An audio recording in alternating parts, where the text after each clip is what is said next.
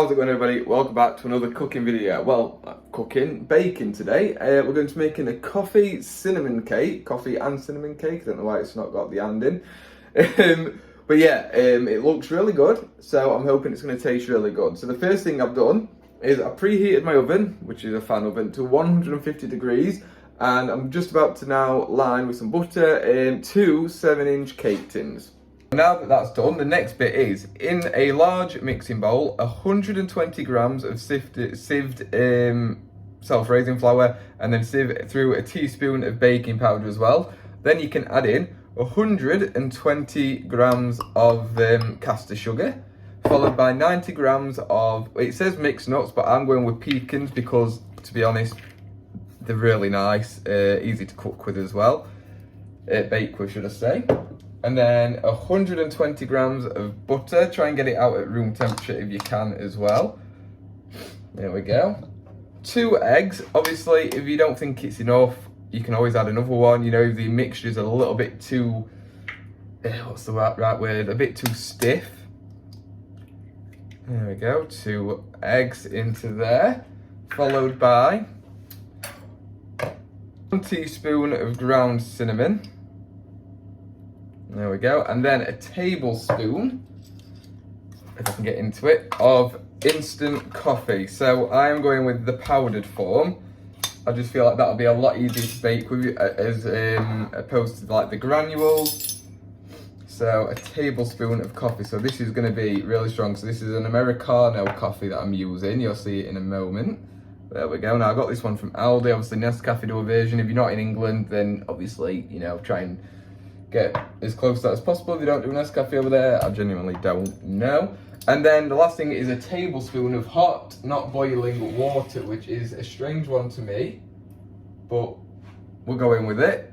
There we go. And now using a hand blender is what I'm using. Obviously you can use whatever. We're gonna mix it all together.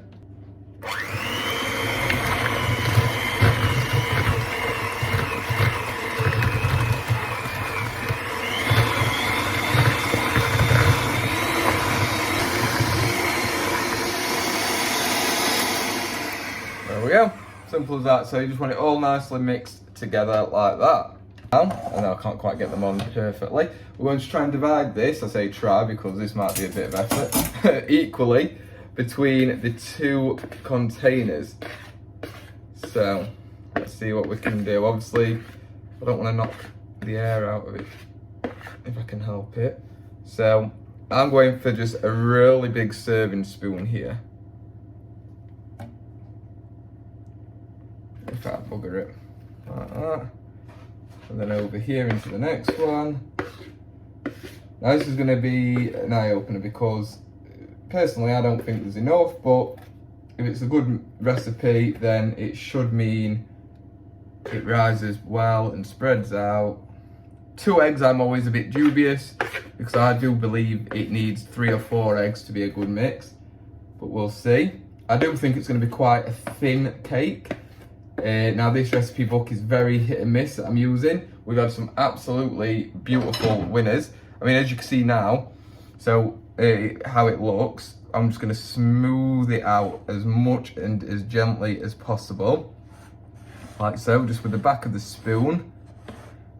I'm really not happy already with how it's already looking. But who knows, once it's baking, it might turn out okay. But yeah, we've had some bad recipes out of this book. If you go back and check out some earlier videos, like we had the ganache, that was just awful. We've had a few cakes. We had a Victoria sponge that I just didn't even upload the video on because it was that bad. And then I think I went back and I made a Mary Berry one, and that turned out absolutely wonderful. So obviously, bear with me because, as I always say, and I've said a few times already now, this book can be terrible. So I just want it as even as possible. I hope I eat my words, I really do. Who knows? There we go. Right, trying to get the rest of that off. So now we're going to put it in the oven, like I said, 150 degrees for 30 minutes. Okay, so here we are. They've just come out. Obviously very hot, very spongy. As I expected, not very big, but that's okay. If you're just looking at this hole, that's because I poked it with a knife just to make sure it were done. But we're going to get it out, get it cooling, and we can crack on with just making the icing sugar. Okay, so I've just taken them out the tins, and you can see how small they are. They're more like a big biscuit. So I've looked at the picture on the book as well, and they are that. It is a small cake, to be fair, quite thin. I do think it made more sense just to make all the mix into one tin and have a normal size cake, but hey ho, here we go. Okay, so now for the icing, we've got 100 grams of butter, 225 grams of icing sugar, and roughly a quarter teaspoon of of cinnamon. So I'm just going to whisk this together now, nice and gently.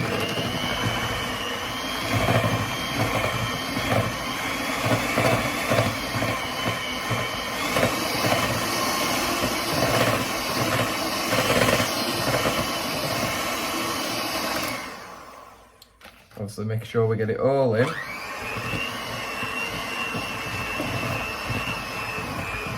There we go. So I know it's not quite all in yet, but that's fine because we're just going to add in the last ingredient now, which is 2 tablespoons of coffee mixed with, dissolved with 1 tablespoon of hot water. So let's just chuck that in now. Try not to leave any behind. Awesome. And now we can finish off mixing it together.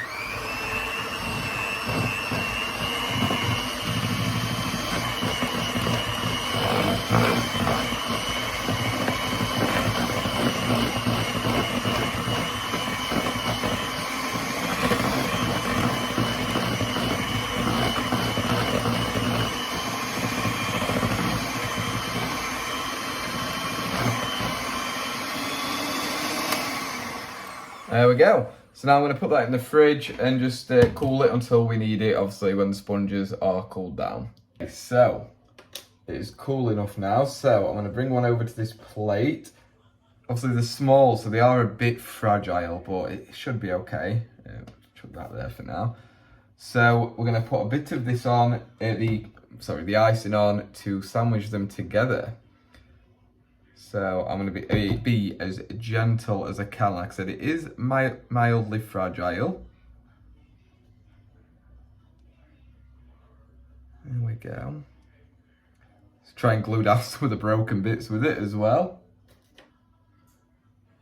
Okay, so there we go. That's the middle section creamed. So now I'm gonna as gently as possible get the top. So obviously, as you can see, it cracked quite a bit there. So I'm gonna flip it over. Let the crumbs just drop into the middle, it doesn't matter. There we go. Push it together. It's nice and spongy, to be fair though. Feels good. And now I can chuck the rest of the icing mix on top and really get it smoothed down. There we go. Chuck it all on there.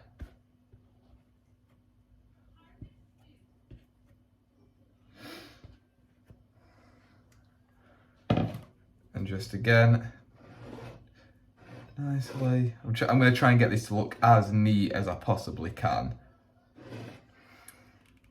The icing's nice and thick, which is always good. I might spread it round, scrape it round the sides. I'm not too certain yet, because I think there is quite a lot left over. So, like, this is it, but as you can see, it's making quite a thick layer on top. Sorry, I keep bending it, it's putting a shadow on. There we go.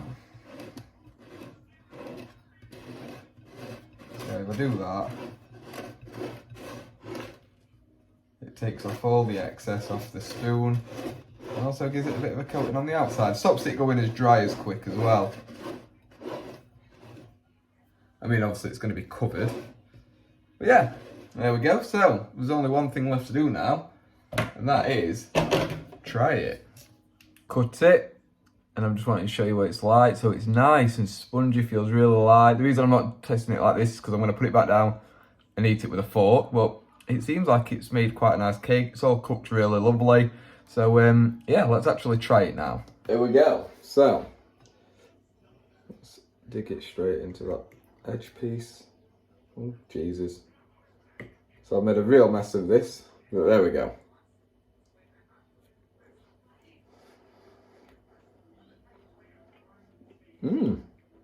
Pecans are perfect. The coffee and cinnamon mix is absolutely bang on. It's not too bitter, like a bit of a strong from the coffee. The sweetness and flavour from the cinnamon is perfect. Really good.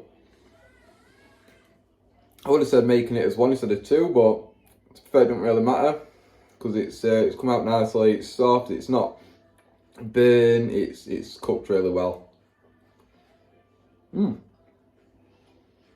That's really good. There we go. So yeah, definitely recommend giving it a go if you feel like it. If you're a coffee and a cinnamon fan. Obviously, if you're not, don't. But other than that, yeah, I hope you enjoyed this video. Obviously, if you did, leave a like, drop me a comment, let me know what you think. And of course, if you're not already, hit that subscribe button and the bell so you see every video that's to come. Thank you so much for watching. Hopefully see you in the next one. Bye bye.